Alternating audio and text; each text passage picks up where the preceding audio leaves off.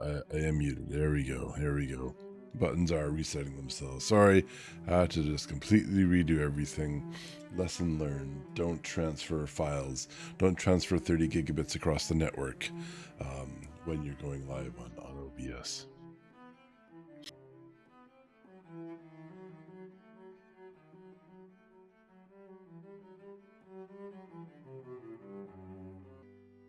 Okay, let's start this again, shall we? Welcome, visitors, to the library. Thank you for coming tonight. Um, Here, click here. Okay, okay. This is a little better. This is a little better. Okay. Oh, man. I woke up today with a sore eye. My right eye, specifically, and even more specifically, the right part of my right eye. Kind of just behind it, but kind of like the right hemisphere. The eye has been sore all day. I have no idea why. I'm pretty sure I didn't sleep on the eye. That would be physiologically impossible. So that's probably not it.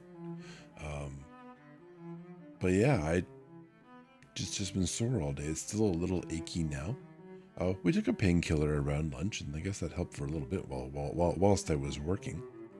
That's right. I've worked today. We have tomorrow off. Valana has today off, so she's in the midst of a 4-day weekend, if you will, which is really awesome. For some reason, this year I have 2 days off work on account of. I think they're both on account of the statutory holidays. So like uh, federal holidays was well, wait was one Truth and Reconciliation. That would be provincial. But yeah, basically public holidays, if you will, public holidays, and I've had 2 instances where that holiday, yeah, the TNR is national, yeah, but there's a provincial one too in there somewhere. Yeah, TNR is national. I thought the provinces picked their own day for it though. Does that maybe that I don't know. Perhaps I'm just thinking of something else too.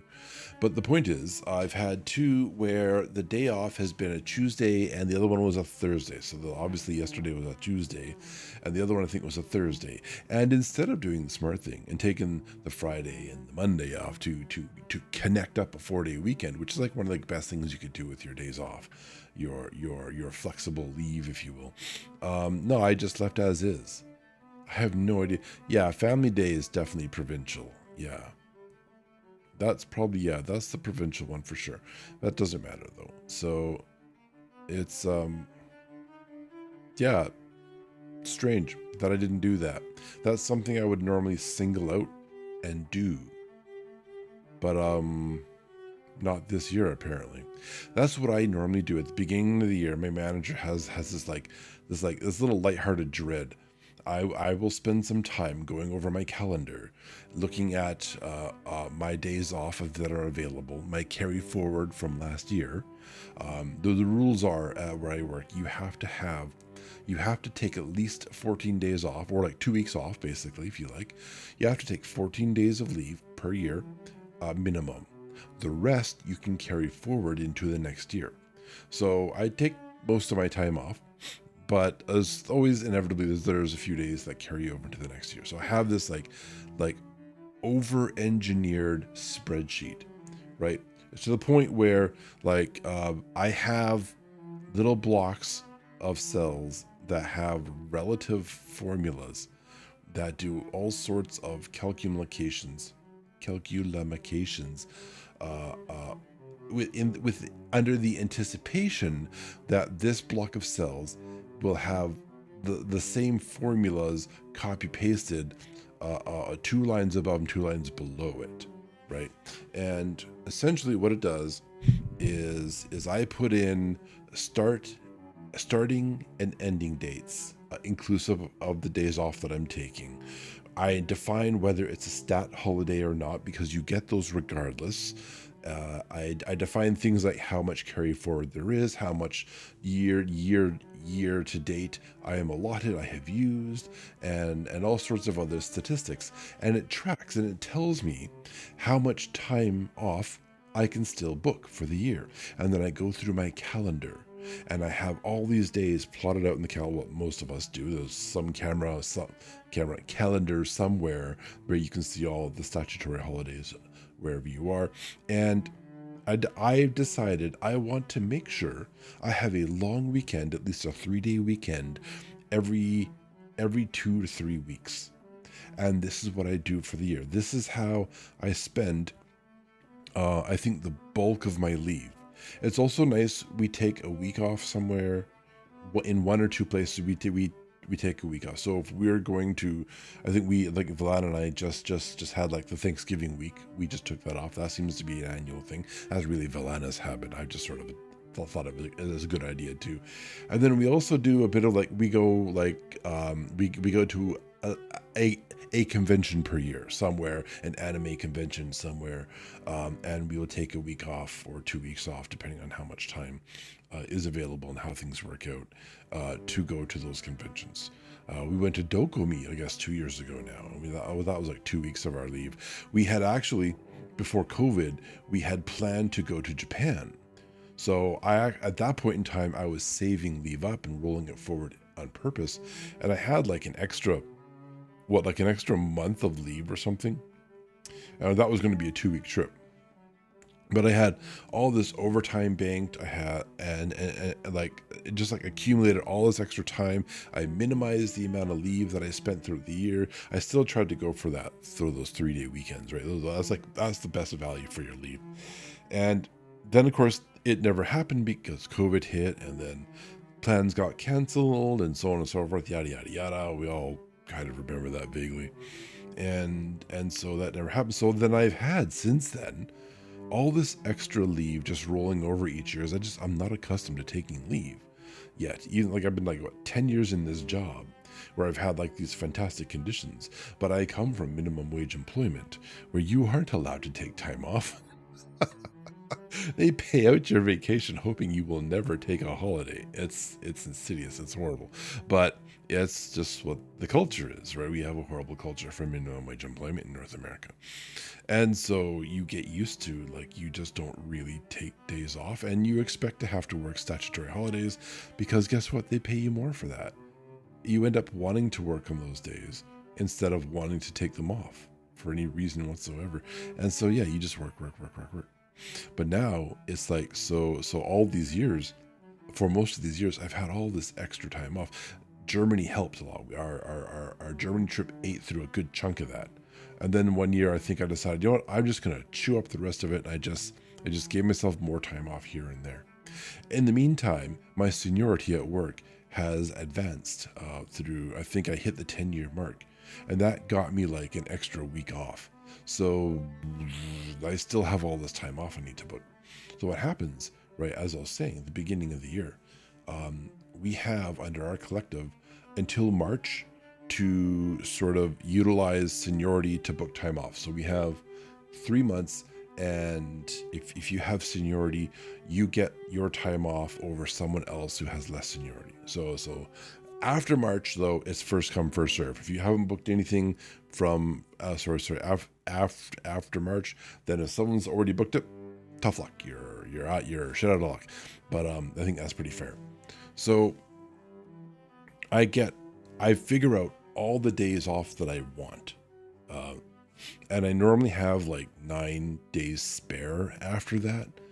That includes booking like a week off here or there, getting frequent 3-day weekends. And then I go to my manager, and before we had an automated process, I would just take like 12 sheets of leave request forms, and I would just dump it on his desk, and he'd get back to me a couple days later. Now, however, we automated that task, and so there's a web form we use, and it's actually, I swear to God, slower than the paper forms. There are reasons for that, not the least of which is like political. So I won't get into that too much. Needless to say, it could be a hell of a lot faster. It could be super fast if they wanted to make it super fast, but they had to do some things over and over again. A lot of database calls just on every step of the way. It's just really gross, but it is what it is. And so I go through that punishment, and the other side of it is we have an Outlook calendar in our employment environment where we also have to we book our time off in that calendar, and then we quote unquote invite a room. we have a meeting room. So we invite, well, in this case, it's not the meeting room anymore. It's like literally, it's the vacation calendar. We quote unquote invite the vacation calendar to our meetings, and that is part of the process we use, just so that everyone in the office can see who's taking what time off throughout the course of the year. If I need to know if my coworker is going to be on today, or are they taking a long weekend, or are they on vacation, or what have you, I can take a look at that calendar. It's available to all the team members, and I can see all who what has scheduled days off that day. So it's quite convenient. And so yeah, I will do that at the beginning of the year. I organize it with my spreadsheet, and my boss still has like 12 to 20 forms to fill out. It's fantastic. And then I don't have to worry about it. I book it in my calendar and it's done. So this is why it's a mystery as to why I have 2 weeks where I'm working 1 day and then 3 days. Mystery. And also my eye hurts. I mentioned that. Yeah. Yeah. That said, now that everything's working, and the file I transferred was the last stream we did. I had like 2-3 opportunities to get that going in the last day or so, which is like literally, well, the stream was yesterday, and hadn't done that yet. So it's kind of like, no, get it done. I want to get it done, and now it's done. Go me. We that was a good time. That was yesterday was our collaboration with Angry Dragon. Good buddy, good friend. We got him through the campaign in Space Marine 2, so that was an achievement. That as your first step into the Space Marine 2 world. Thank you, Saber, for such a fun game. Even though a lot of the older players or veteran players are getting a little jaded and a little bored with it. They did make the mistake of like announcing a Space Marine 3 like 3 seconds into the launch of Space Marine 2, like not literally, but like so soon after. After they hit epic success, I think Games Workshop was like, bang, yeah, make a number 3. We're gonna milk this cow, and like everyone's like, can we just play this game for right now? We're having a lot of fun playing this game. Let's just do this game first. That is like,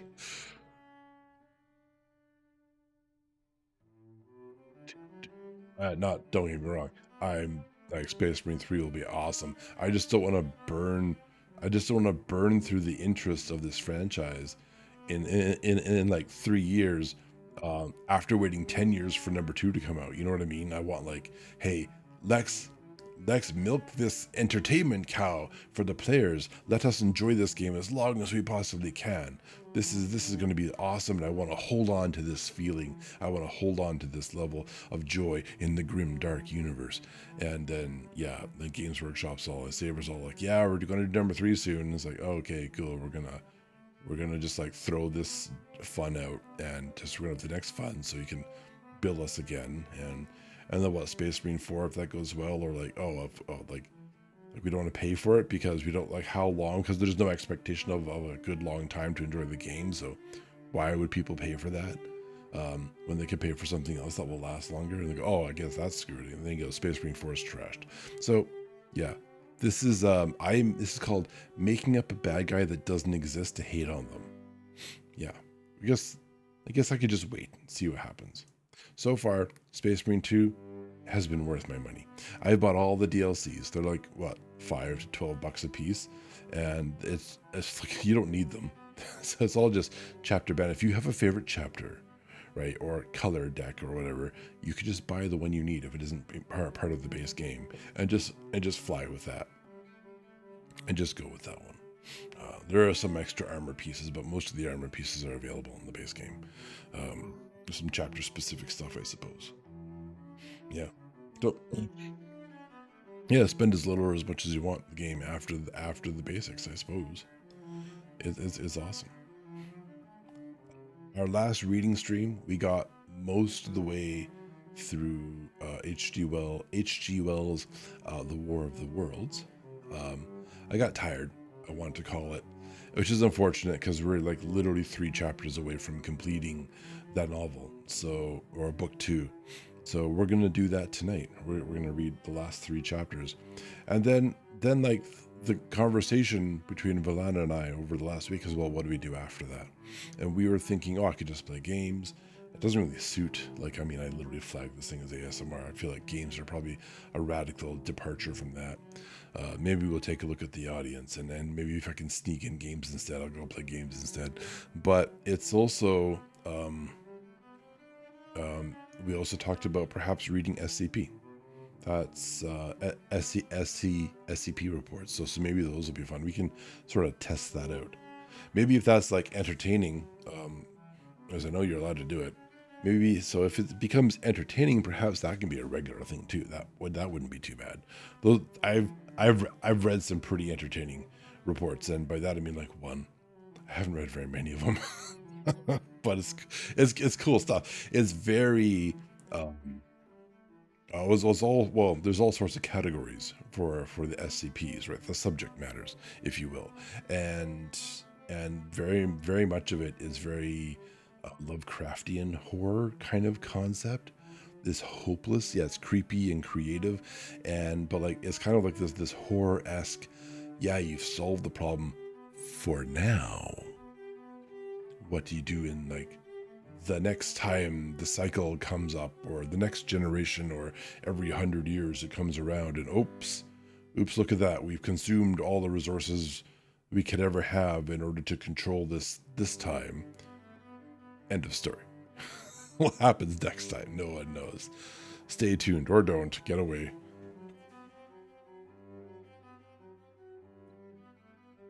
I need to air. That said, let's get our novel finished. Oh, I think I accidentally did 3. That's a flavor.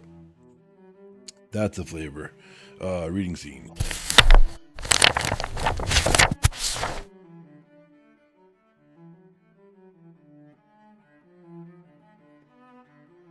Yeah.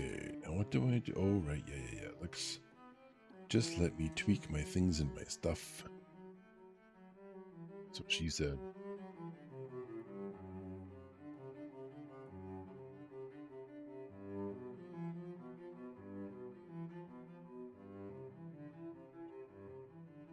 All right. And let us commence the story. I remember my chapter markers this time. Chapter 8, Book 2, remember? Dead London.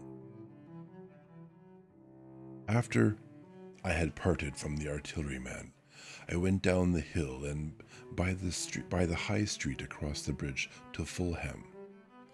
The red weed was tumultuous at that time and nearly choked the bridge roadway, but its fronds were already whitened in patches by the spreading disease that presently removed it so swiftly.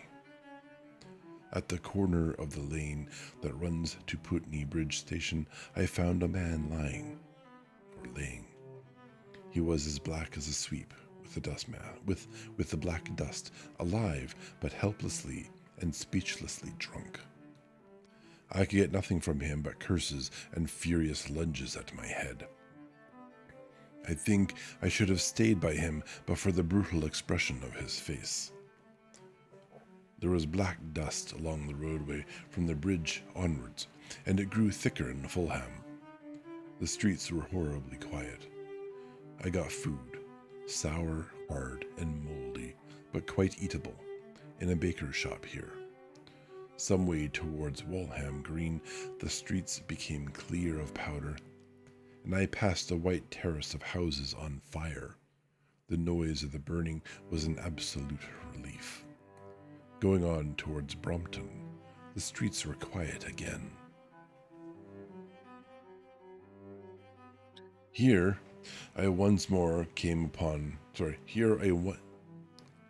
came once more upon the black powder in the streets and upon dead bodies. I saw altogether about a dozen in the length of the Fulham Road. They had been dead many days, so that I hurried quickly past them. The black powder covered them over and softened their outlines. 1 or 2 had been disturbed by dogs. Where there was no black powder, it was curiously like a Sunday in the city, with the closed shops The houses locked up and the blinds drawn, the desertation and the stillness. Stillness. In some places, plunderers had been at work, but rarely at other than the provision and the wine shops. A jeweler's window had been broken open in one place, but apparently the thief had been disturbed, and a number of gold chains and a watch lay scattered on the pavement. I did not trouble to touch them. Yeah, gold's not worth much when your stomach wants food. Farther on was a tattered woman in a heap on a doorstep. The hand that hung over her knee was gashed and bled down her rusty brown dress, and a smashed magnum of champagne formed a pool across the pavement. She seemed asleep, but she was dead. The farther I penetrated into London, the profounder grew the stillness. But it was not so much the stillness of death. It was the stillness of suspense, of expectation. At any time, the destruction that had already signaled the northwestern borders of the metropolis and had annihilated Ealing and Kilburn might strike among these houses and leave them smoking ruins. It was a city condemned and derelict. In South Kensington, the streets were clear of dead and of black powder. It was near South Kensington that I first heard the howling. It crept almost imperceptibly upon my senses. It was a sobbing alternation of two notes, oola, oola, oola, oola, keeping on perpetually. When I passed streets that ran northward, it grew in volume, and houses and buildings seemed to deaden and cut it off again. It came in a full tide down Exhibition Road. I stopped, staring towards Kensington Gardens, wondering at this strange, remote wailing. It was as if that mighty desert of houses had found a voice for its fear and solitude. Oola, oola. Wailing that superhuman note, great waves of sound sweeping down the broad, sunlit roadway between the tall buildings on each side. I turned northwards, marveling, towards the iron gates of Hyde Park. I had half a mind to break into the Natural History Museum and find my way up to the summits of the towers in order to see across the park. But I decided to keep on the ground, where quick hiding was possible, and so went on up the exhibition road. All the large mansions on each side of the road were empty and still, and my footsteps echoed against the sides of the houses. At the top, near the park gate, I came upon a strange sight. A bus overturned, and the skeleton of a horse picked clean. I puzzled over this for a time, and then went on to the bridge over the Serpentine. The voice grew stronger and stronger, though I could see nothing above the housetops on the north side of the park, save a haze of smoke to the northwest. Oola, oola, oola. Coming, as it seemed to me, from the district about Regent's Park. The desolating cry worked upon my mind. The mood that had sustained me passed. The wailing took possession of me. I found I was intensely weary, footsore, and now again hungry and thirsty. It was already past noon. Why was I wandering alone in the city of the dead? Why was I alone when all London was laying in state and in its black shroud? I felt intolerably lonely. My mind ran on old friends that I had forgotten for years. I thought of the poisons in the chemists' shops, of the liquors the wine merchants stored. I recalled the two sodden creatures of despair who, so far as I knew, shared the city with myself. I came into Oxford Street by the Marble Arch. And here again were black powder in several bodies, and an evil, ominous smell from the gratings of the cellars of some of the houses. I grew very thirsty after the heat of my long walk. With infinite trouble, I managed to break into a public house and get food and drink. I was weary after eating and went into the parlor behind the bar and slept on a black horsehair sofa I found there. I awoke to find that dismal howling still in my ears. Ula, ula, ula, ula. Like, ula doesn't seem like a howl to me. I don't know how else I would pronounce it though. It's U-L-L-A. Maybe I just don't want to scream. It was now dusk, and after I had routed out some biscuits and a cheese in the bar, there was a meat safe. But it contained nothing but maggots. Okay, it might be like a police car siren. You think the battery would die by now? Yeah, the European kind, perhaps. Like, oops. I'm never doing that again. All I could see, there was a meat safe, but it was full of maggots. I wandered on through the silent residential squares to Baker Street. Portman Square is the only one I can name. And so came out at last upon Regent's Park. And as I emerged from the top of Baker Street, I saw far away over the trees, in the clearness of the sunset, the hood of the Martian giant from which this howling proceeded. I was not terrified. I came upon him as if it were a matter of course. I watched him for some time, but he did not move. He appeared to be standing and yelling for no reason that I could discover. I tried to formulate a plan of action. That perpetual sound of ula, ula, ula, ula confused my mind. Perhaps I was too tired to be very fearful. Certainly I was more curious to know the reason of this monotonous crying than afraid. I turned back away from the park and struck into Park Road, intending to skirt the park. Went along under the shelter of the terraces and got a view of this stationary, howling Martian from the direction of St. John's Wood. A couple of 100 yards out of Baker Street, I heard a yelping chorus and saw first a dog with a piece of putrescent red meat. That's not that. No. Putrescent. Putrescent. It's putrid, with a scent of red meat in his jaws, coming headlong towards me, and then a pack of starving mongrels in pursuit of him. He made a wide curve to avoid me, as though he feared I might prove a fresh competitor.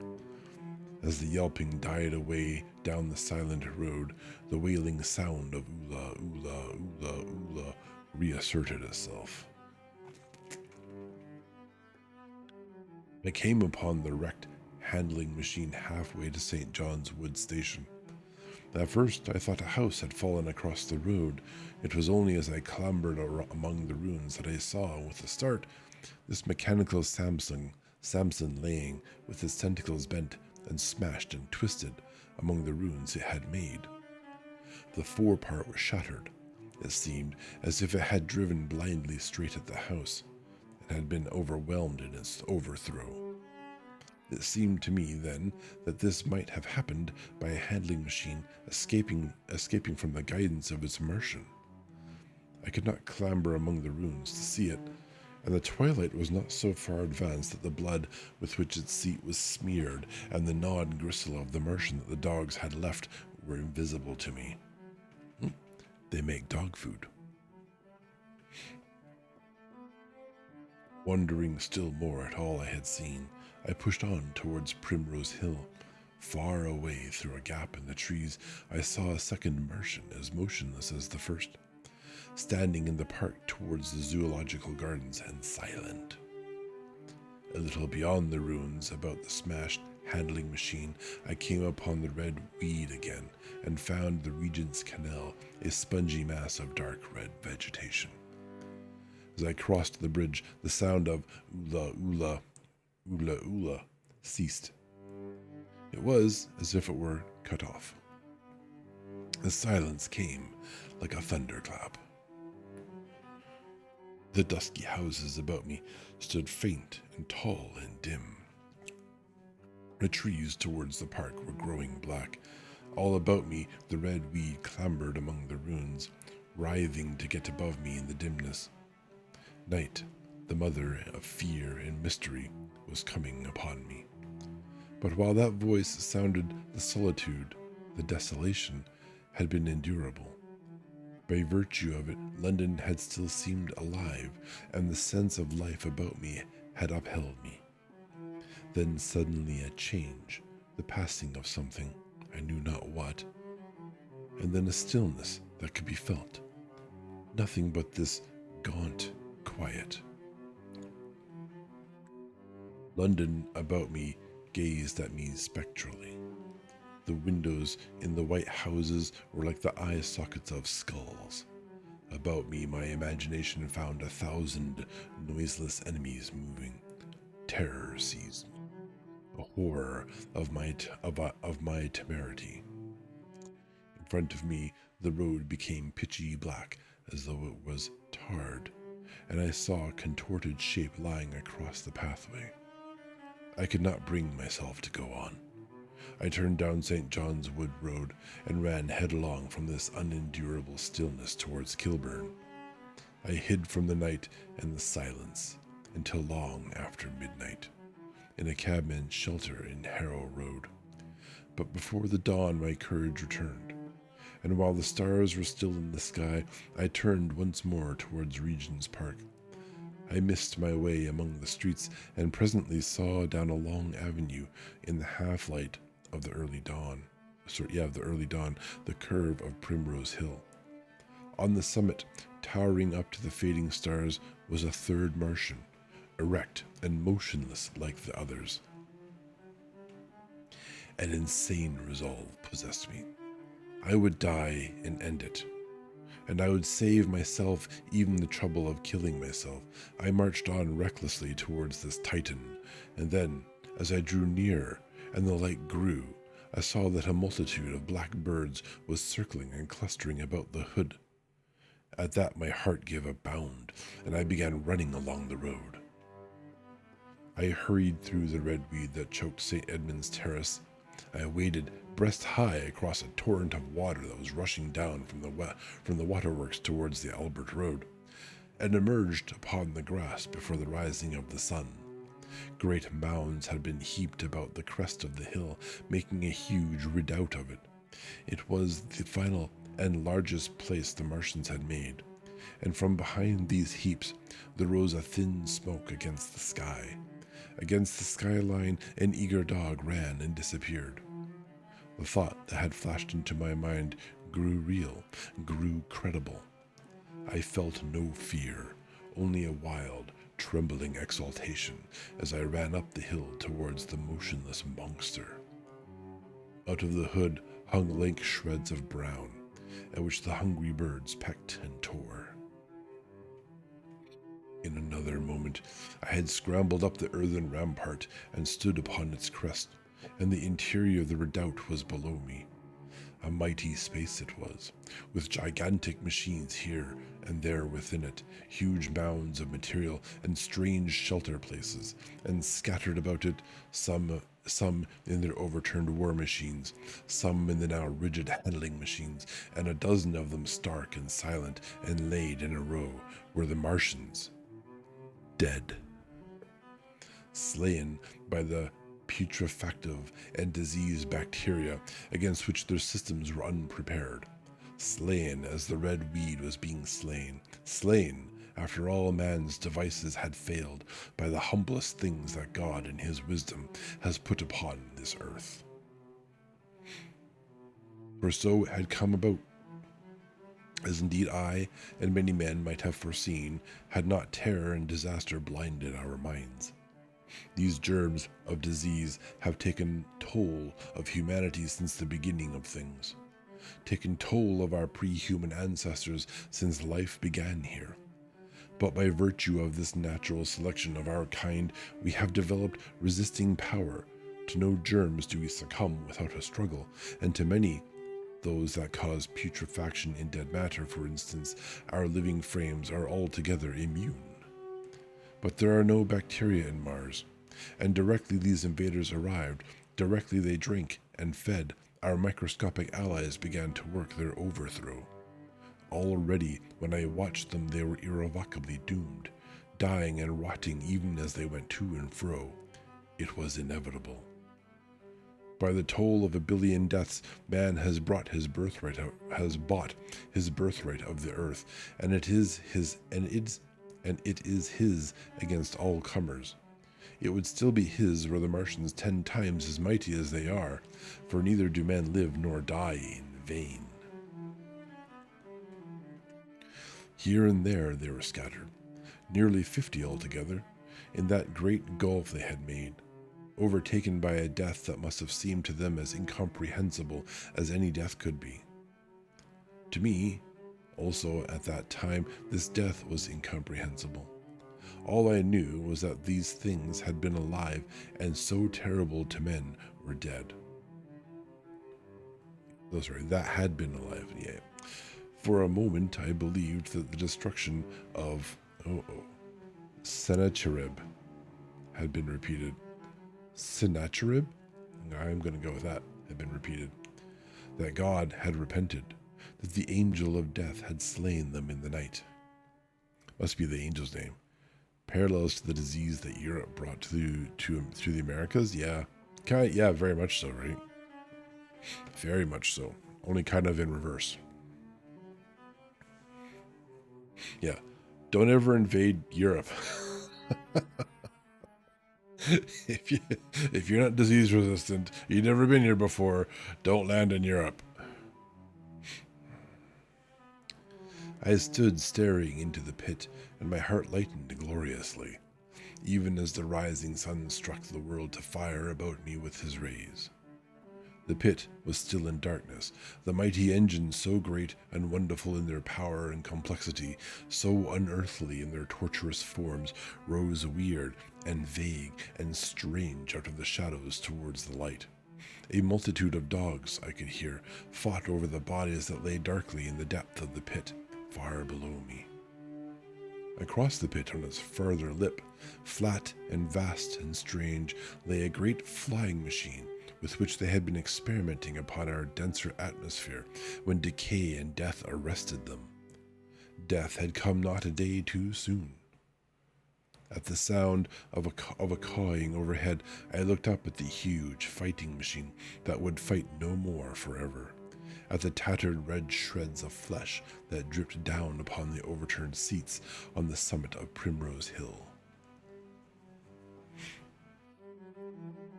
I turned and looked down the slope of the hill to where, enhaloed now in birds, stood those other 2 Martians that I had seen overnight, just as death had overtaken them. The one had died, even as it had been crying to its companions. Perhaps it was the last to die, and its voice had gone on perpetually until the force of its machinery was exhausted. They glittered now, harmless tripod towers of shining metal in the brightness of the rising sun. All about the pit, and saved as by a miracle from everlasting destruction, stretched the great mother of cities. Those who have only seen London veiled in her somber robes of smoke can scarcely imagine the naked clearness and beauty of the silent wilderness of the houses. You know, I'd be kind of interested to hear this story from the Martians, from the invaders' perspective, and their thoughts and actions as this weird weakness overtook them and silently and slowly killed them over the course of the 2 weeks or so of their invasion. Wonder how humans tasted to them. Eastward, yes, that would be interesting, right? Yeah. Eastward, over the blackened ruins of the Albert Terrace and the splintered spire of the church, the sun blazed dazzlingly in a clear sky, and here and there some facet of the great wilderness of roofs caught the light and glared with a white intensity. Yeah, a clear day in London back then would have been special, I think. Northward were Kilburn and Hampstead, blue and crowded with houses. Westward, the great city was dimmed, and southward, beyond the Martians, the green waves of Regent's Park, the Langham Hotel, the dome of the Albert Hall, the Imperial Institute, and the giant mansions of the Brompton Road came out clear, and a little in the sunrise. Here, just clearing the hiccup. Where was I? Mansions of the Brompton Road came out clear, and a little in the sunrise, the jagged ruins of Westminster rising hazily beyond. Far away and blue were the Surrey hills, and the towers of the Crystal Palace glittered like two silver rods. The dome of St. Paul's was dark against the sunrise and injured. I saw for the first time by a huge gaping cavity on its western side. And as I looked at this wide expanse of houses and factories and churches, silent and abandoned, as I thought of the multitudinous hopes and efforts, the innumerable hosts of lives that had gone to build this human reef, and of the swift and ruthless destruction that had hung over it all, when I realized that the shadow had been rolled back, and that men might still live in the streets, and this dear, vast, dead city of mine be once more alive and powerful, I felt a wave of emotion that was near akin to tears. Tears is an emotion now, apparently. The torment was over. Even that day, the healing would begin. The survivors of the people scattered over the country, leaderless, lawless, foodless, like sheep without a shepherd, the thousands who had fled by sea would begin to return. The pulse of life, growing stronger and stronger, would beat again in the empty streets and pour across the vacant squares. Whatever destruction was done, the hand of the destroyer was stayed.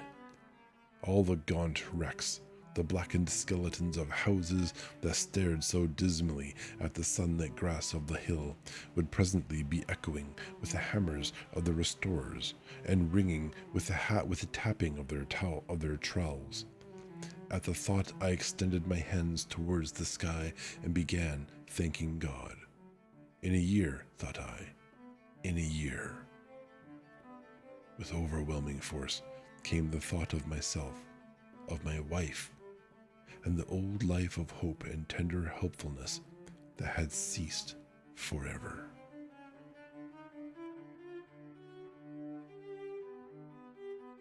Chapter 9. Wreckage.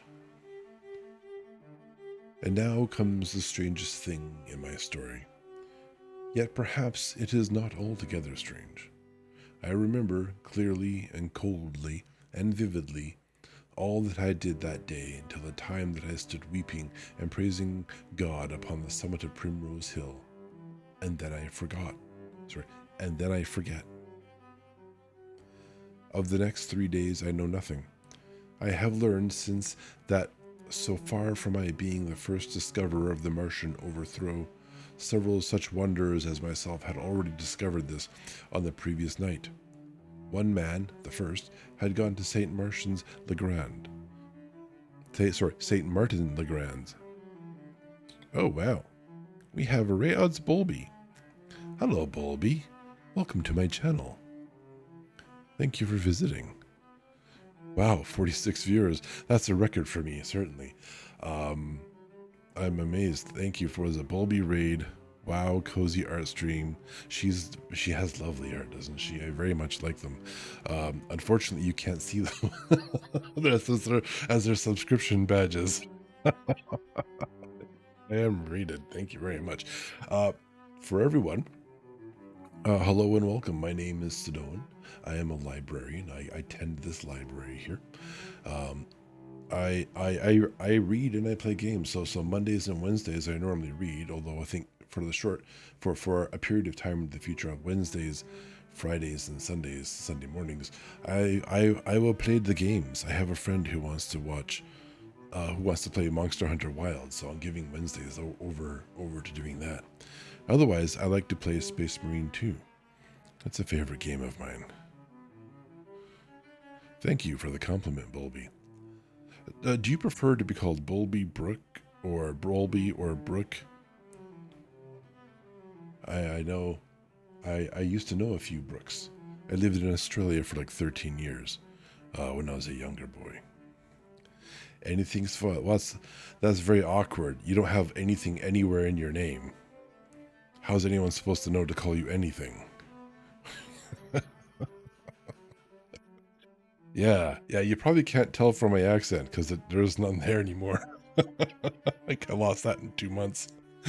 My father and I came back to Canada. Bullballs, enjoyer of spiders. Oh dear, no, no, I don't know about that. That's dangerous stuff.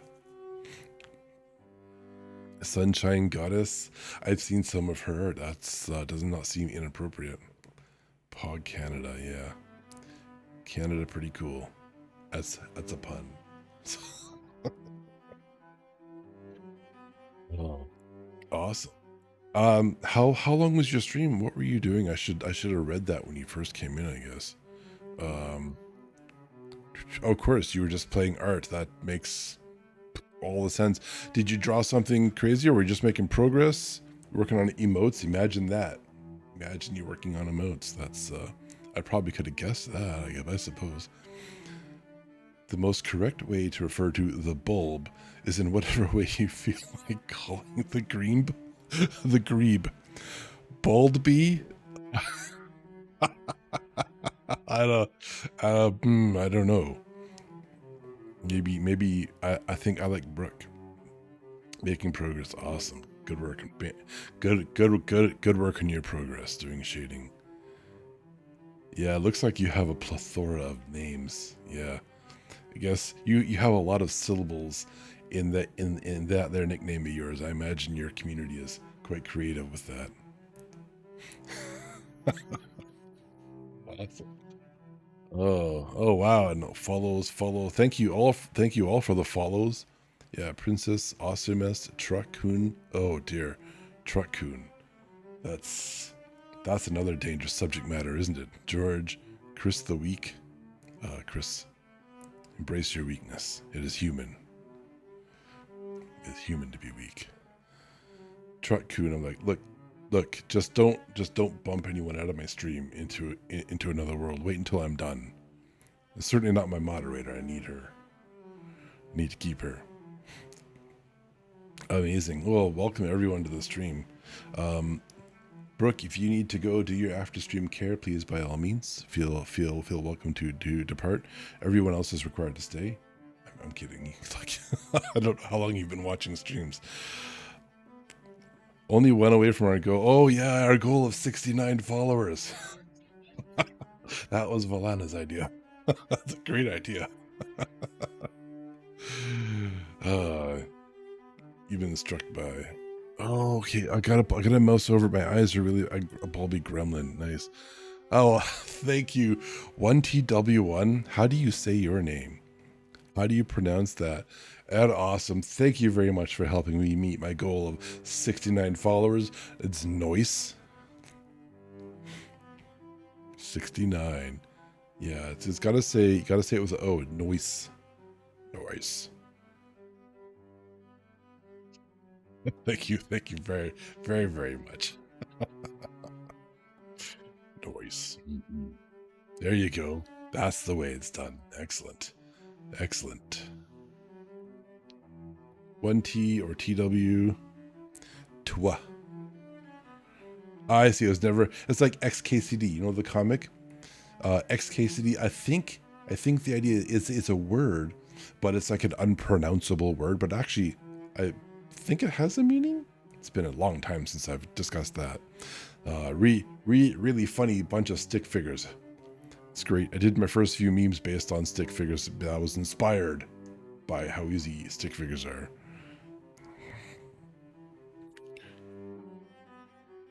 It. Oh no, I have enough trouble pronouncing normal words. This is not fair. TW. I like TW. At least those are letters. I kind of, in my brain that gets a +2 over the other ideas. Yeah, well, Valana, you can pronounce that. Maybe If I had like a TTS thing, we could see what artificial voices would how they would pronounce it like that. Oh dear, oh dear. Shall we continue then? I think we should continue. We are closing in on. I think we just started the second last chapter in the War of the Worlds. Um, TW is good. Yeah, reminds me of like like JT or JB. J something. Apparently doesn't remind me very well. That is a challenging thing to do normally. Ball be cozy. Sorry, just mousing over some of the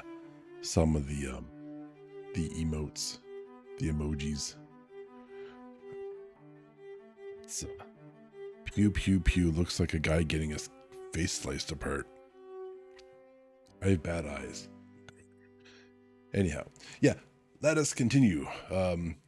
Guys, feel free to settle in. Of course, you're most welcome. If you want to go get a snack or a drink or step away from watching streams altogether, please have a good night or a good day. Have a good day if that's where you are. And yeah, thank you very much for stopping by again and bringing your huge community to my stream. If I stop now, I'll have a great average.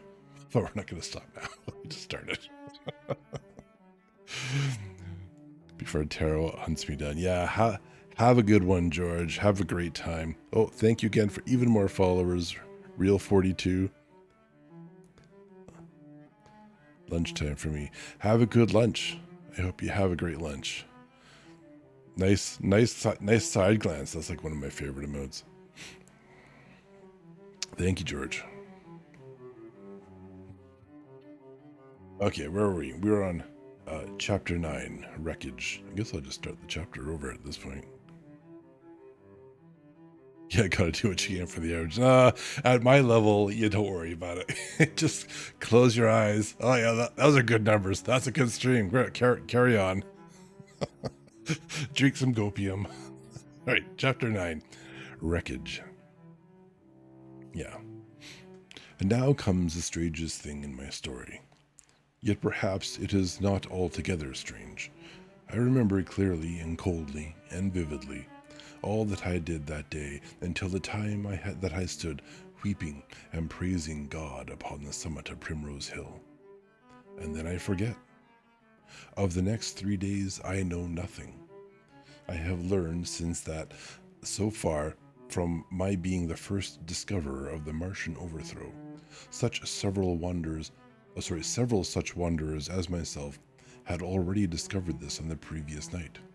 One man, the first, had gone to St. Martin's le Grand, and while I sheltered in the cabman's hut, had contrived to telegraph to Paris. Thence the joyful news had flashed all over the world. 1,000 cities, chilled by ghastly apprehensions, suddenly flashed into frantic illuminations. They knew of it in Dublin, Edinburgh, Manchester, Birmingham, at the time when I stood upon the verge of the pit. Already men, weeping with joy as I have heard, shouting and staying their work to shake hands and shout, were making up trains, even as near as Crewe, to descend upon London. The church bells that had ceased a fortnight since suddenly caught the news, until all England was bell-ringing. Men on cycles, lean-faced, unkept, scorched along every country lane, shouting of unhoped deliverance, shouting to gaunt, staring figures of despair. And for the food, across the Channel, across the Irish Sea, across the Atlantic, corn, bread, and meat were tearing to our relief.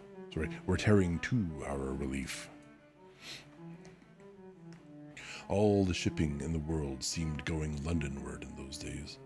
But of all this I have no memory. I drifted, a demented man. I found myself in a house of kindly people who had found me on the third day wandering, weeping and raving through the streets of St. John's Wood. Like, he found a number of people like that too, actually. They have told me since that I was singing some insane doggerel about the last man left alive, hurrah. the last man left alive. Troubled as they were with their own affairs, these people, whose name, much as I would like to express my gratitude to them, I may not even give here, nevertheless cumbered themselves with me, sheltered me, and protected me from myself. Apparently they had learned something of my story from me during the days of my lapse. We are going to pause here. We do have ads about to start. You see a little ads incoming banner there. They're going to last 3 minutes. We are going to pause for the ads. I don't know how many people have Turbo, and I don't want to force people to have Turbo, and certainly not a subscription, in order to hear the story. So we're going to step away for a few minutes. We'll be right back after that. Great time to stand up, stretch, have a drink. See you shortly. Okay, I'm back. Sorry for being a little late.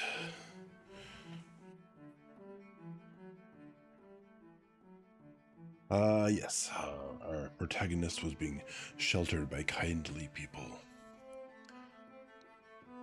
Very gently, when my mind was assured again, they did break me to what they had learned of the fate of Leatherhead. That's where his wife was sent, I believe. 2 days after I was imprisoned, it had been destroyed, with every soul in it, by a Martian.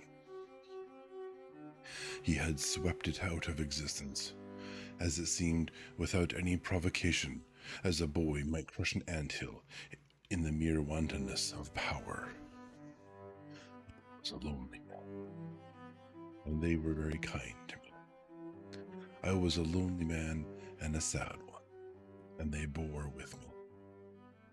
I remained with them 4 days after my recovery. All that time, I felt a vague, growing craving to look once more on whatever remained of the little life that seemed so happy and bright in my past. Yeah, there'd be a lot of stories in a scenario like that of people trying to pull back their life and finding out that bits and pieces of it are now missing and irretrievable.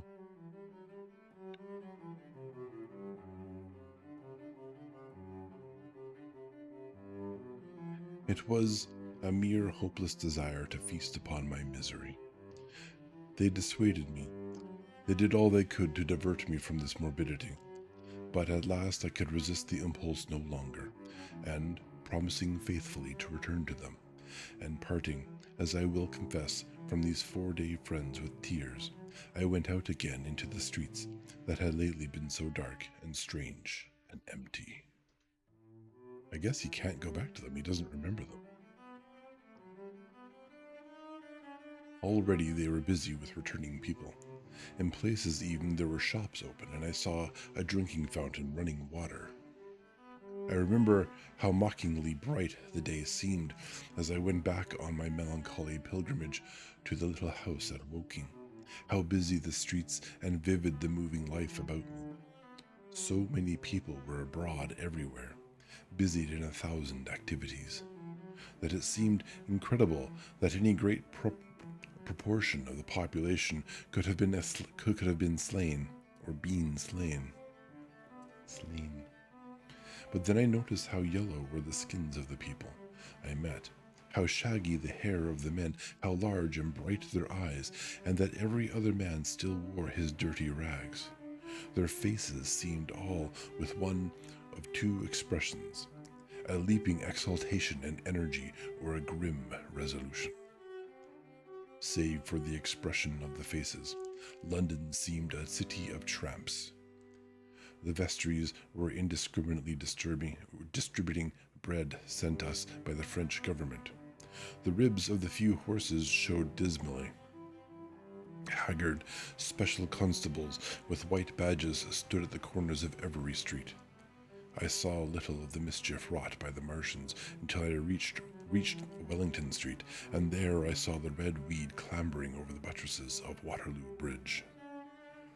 Yeah. Trauma responses are varied greatly amongst humans. So far, we've been seeing probably good good responses so far.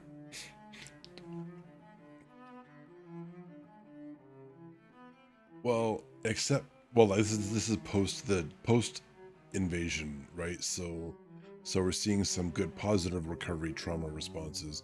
We definitely saw some pretty dark and grim responses during the route, during the escape from London. That was pretty dark stuff. At the corner of the bridge, too, I saw one of the common contrasts of that grotesque time. A sheet of paper flaunting against a thicket of red weave, transfixed by a stick that kept it in place. It was the placard of the first newspaper to resume publication, the Daily Mail. I bought a copy for a blackened shilling I found in my pocket. Most of it was in blank, but the solitary compositor who did the thing had amused himself by making a grotesque scheme of advertisement stereo on the back page. The matter he printed was emotional. The news organization had not as yet found its way back. I learned nothing fresh, except that already in 1 week the examination of the Martian mechanisms had yielded astonishing results. Among other things, the article assured me what I did not believe at the time, that the secret of flying was discovered. At Waterloo, I found the free trains that were taking people to their homes. The first rush was already over. There were few people in the train, and I was in no mood for casual conversation. I got a compartment to myself and sat with folded arms, looking greyly at the sunlit devastation that flowed past. At the sunlit devastation that flowed past the windows. And just outside the terminus, the train jolted over temporary rails, and on either side of the railway, the houses were blackened ruins. To Clapham Junction, the face of London was grimy with the powder of the black smoke, in spite of 2 days of thunderstorms and rain. And at Clapham Junction, the line had been wrecked again. There were hundreds of out-of-work clerks and shopmen working side by side with the customary navies, and we were jolted over a hasty relaying.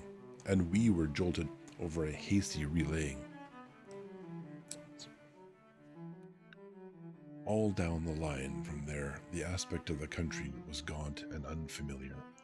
Wimbledon particularly had suffered. Walton, by virtue of its unburned pine woods, seemed the least hurt of any place along the line. The Wandle, the Mole, every little stream was a heaped mass of red weed, in appearance between butcher's meat and pickled cabbage. Lovely. The Surrey pine woods were too dry, however, for the festoons of the red climber. Beyond Wimbledon, within sight of the line, in certain nursery grounds, were the heaped masses of earth about the 6th cylinder. A number of people were standing about it, and some sappers were busy in the midst of it. Over it flaunted a Union Jack, flapping cheerfully in the morning breeze. The nursery grounds were everywhere crimson with the weed, a wide expanse of livid color cut with purple shadows and very painful to the eye. One's gaze went with infinite relief from the scorched grays and sullen reds of the foreground to the blue-green softness of the eastward hills. The line of the London side of Woking Station was still undergoing repair, so I descended at Byfleet Station and took the road to Maybury, past the place where I and the artilleryman had talked to the hussars, and on by the spot where the Martian had appeared to me in the thunderstorm. Here, moved by curiosity, I turned aside to find, among a tangle of red fronds, the warped and broken dog cart with the whitened bones of the horse scattered and gnawed. For a time I stood regarding these vestiges. Then I returned through the pine wood, neck high with red weed here and there, to find the landlord of the spotted dog had already found burial, and so came home past the College Arms. A man standing at an open cottage door greeted me by name as I passed. I looked at my house with a quick flash of hope that faded immediately. The door had been forced. It was unfast and was opening slowly as I approached. It slammed again. The curtains of my study fluttered out of the open window from which I and the artilleryman had watched the dawn. No one had closed it since. The smashed bushes were just as I had left them nearly 4 weeks ago. I stumbled into the hall, and the house felt empty. The stair carpet was ruffled and discolored where I had crouched, soaked to the skin from the thunderstorm the night of the catastrophe. Our muddy footsteps I saw still went up the stairs. I followed them to my study, and found laying on my writing table still, with the selenite paperweight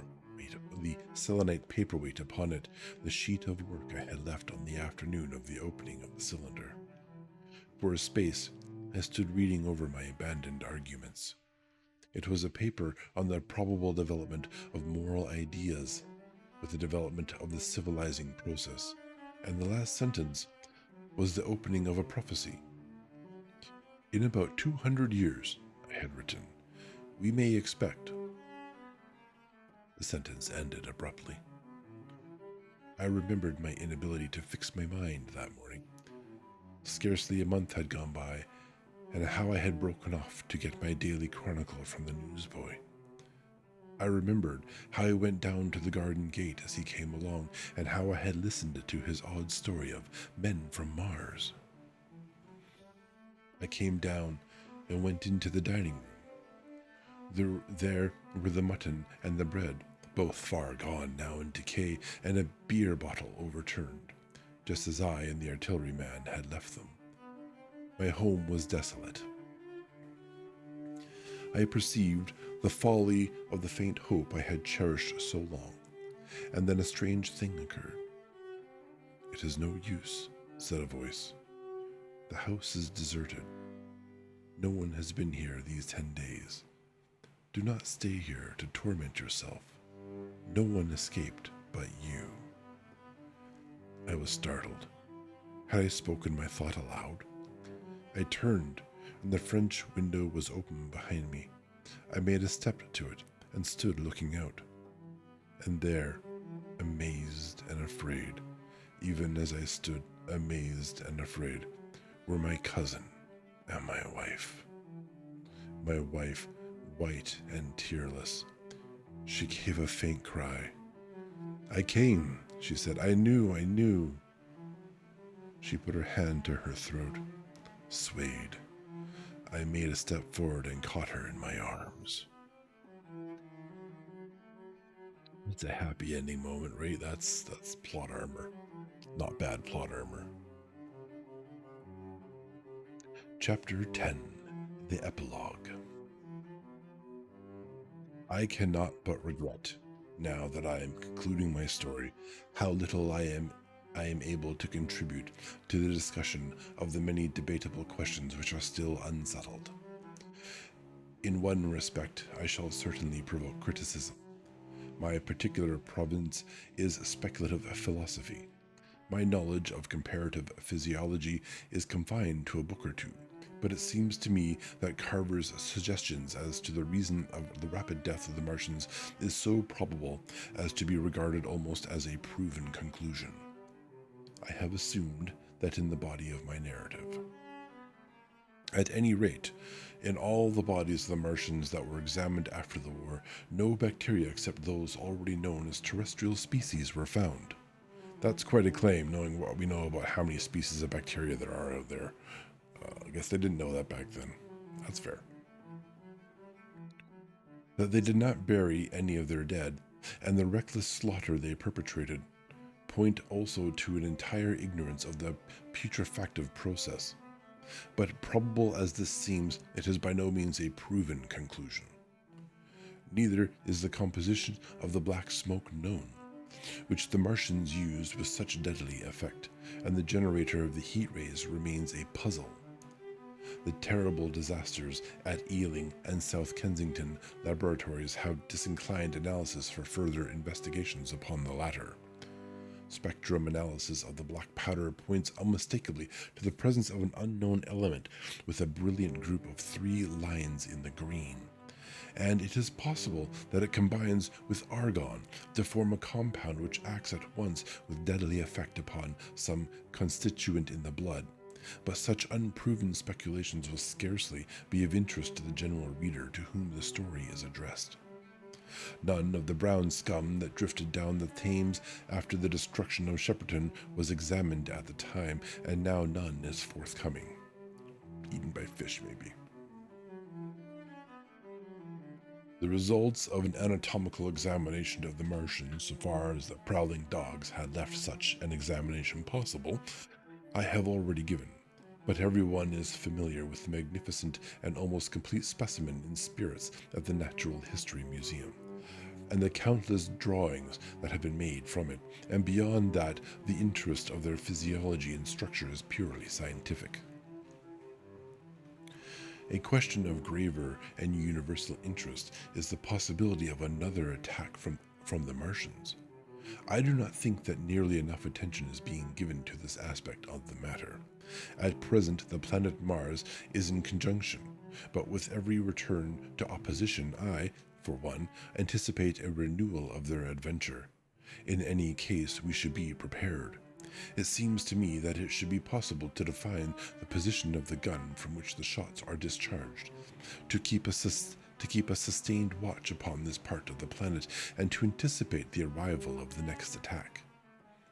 In that case, the cylinder might be destroyed with dynamite or artillery before it was sufficiently cool for the Martians to emerge, or they might be butchered by means of guns so soon as the screw opened. It seemed to me that they have lost a vast advantage in the failure of their first surprise. Possibly, they see it in the same light. Lessing has advanced excellent reasons for supposing that the Martians have actually succeeded in effecting a landing on the planet Venus. 7 months ago now, Venus and Mars were in alignment with the Sun. That is to say, Mars was in opposition from the point of view of an observer on Venus.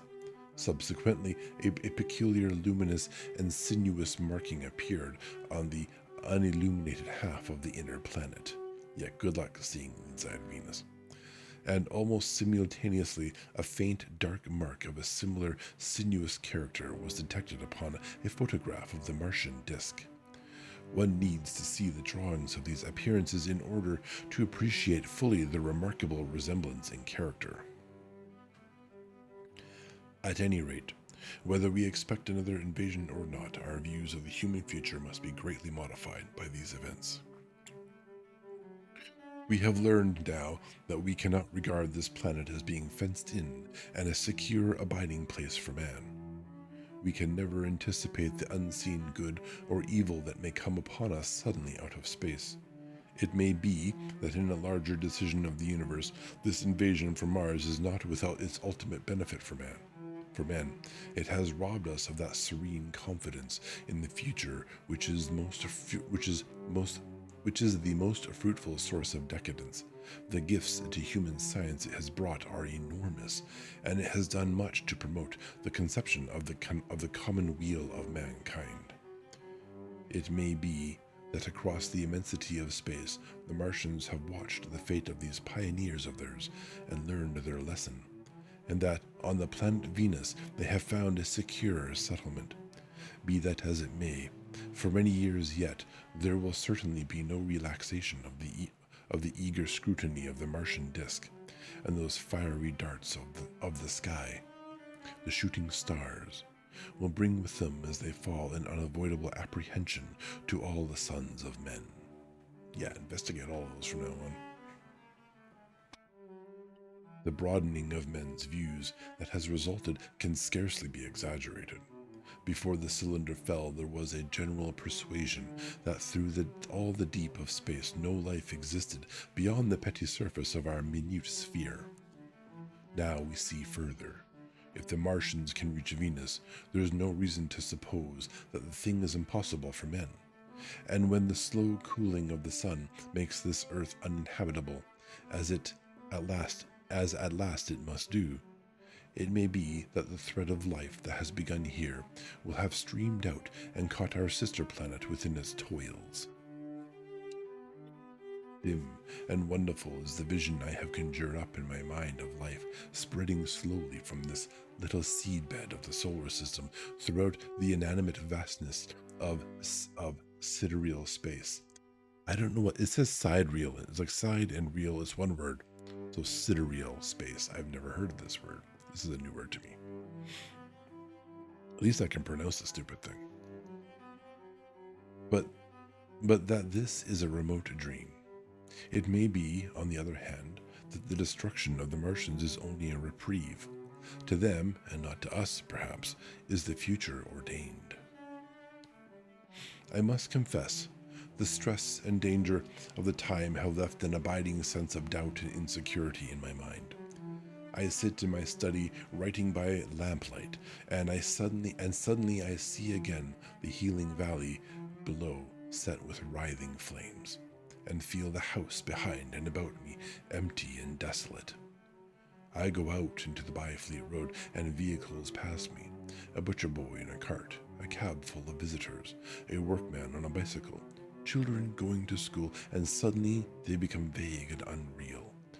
And I hurry again with the artilleryman through the hot, brooding silence.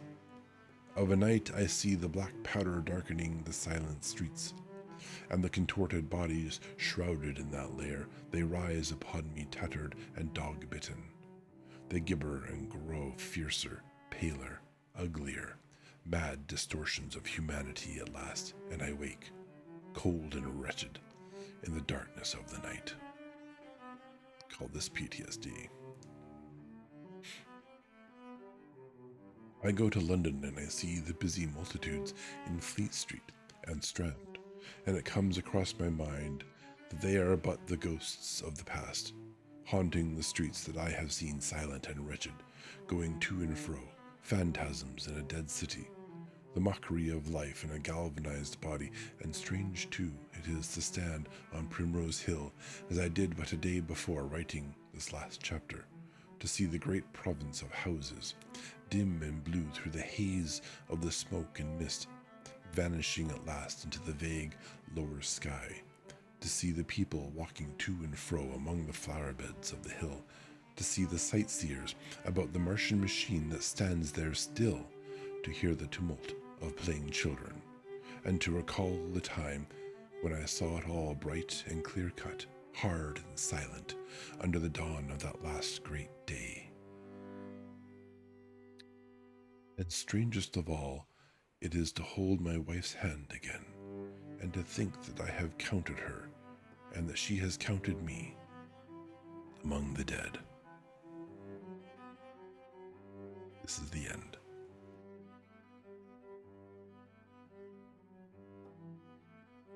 That story is kind of intense. Yeah. There's, I think,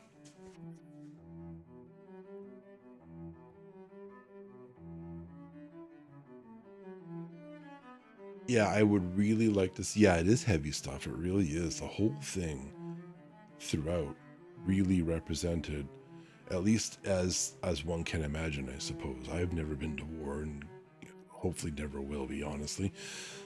But as much as I can imagine, the invasion,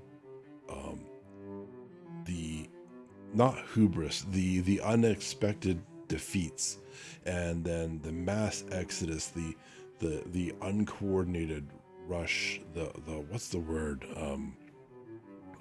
A complete route from London, and what was his brother? We were following his brother in the story.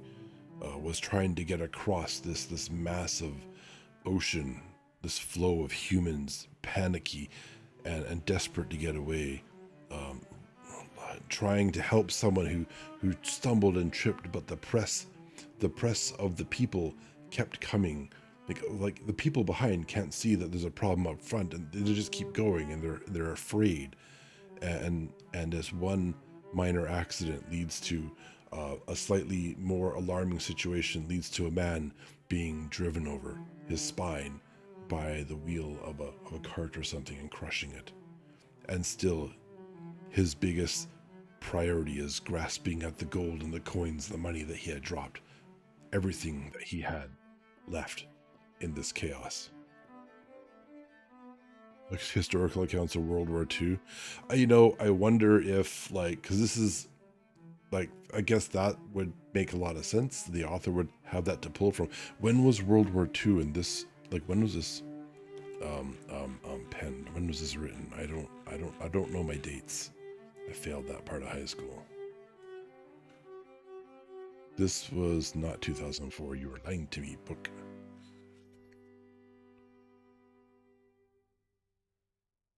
It was before that, I think.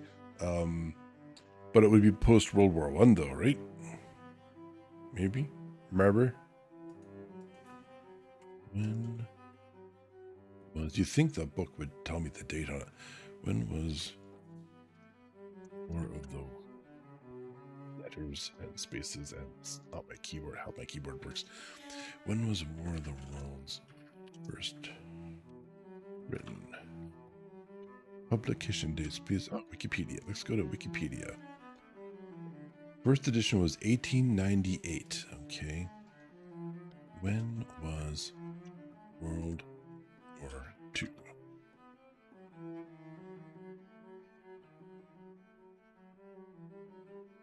No, 1898. World War II, 1941, 1939 to 1945. Okay. All right. So when was World War I, perhaps? Yeah. 1914 was World War One. So this was written before. This guy, like, wrote before all the world wars, right? Like, did I get that right? My brain. Yeah. The book was 1800s. The world wars were 1900s. Okay, so he's not pulling from those. So I guess he got it right post Civil War in America. Okay, that could be part of it. A country with like civil unrest and fear and all that anxiety before we knew what the word anxiety meant. Like, when did we first become aware of what PTSD was? Like, he captured that right at the end of the story too, really well. It was never about the panic of discovering that we were not alone in the universe. They didn't have time for that. They were being killed and slaughtered too quickly for that to be the problem. I remember, like, in Independence Day, there was the whole, like, oh, we can't tell the people because there will be a panic and all sorts of chaos and stuff. Yeah, and then they attacked, and guess what happened? Yeah, war never changes. Wars, yeah, there's never been a good war.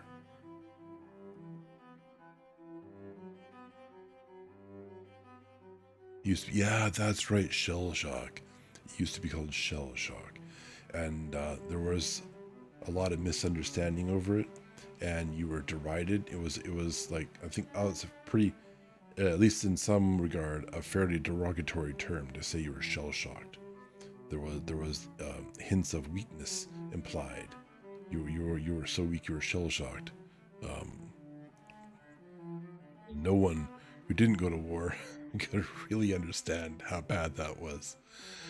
Uh, it invades so much of our lives these days. We have a much better understanding of PTSD. It comes about not just from war, but from certain professions. We know people who have been in search and rescue. They have suffered from PTSD from what they have seen and witnessed. Great love to everyone who works in things like search and rescue and 911 and all those professions that put people in right up front and center for all the horrible things that happen in our world but need to be addressed and people need to be helped and saved from. Absolutely. Um, yeah, you get my vote. Yeah, I'll vote you into a public office now. I'm really sorry, but yeah, we need you in there. We need compassion in the world. That's what we need. Awesome. awesome. That's the end of the War of the Worlds. And we have, like, what are we at? 1.5 hours. So we're shy by 3.5 hours. No, 2.5 hours. What shall we do?